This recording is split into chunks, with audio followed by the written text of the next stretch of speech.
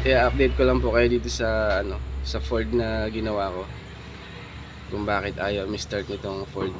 Nagpalit na ako ng sensor mga guys. Pero ayaw pa rin umi-start.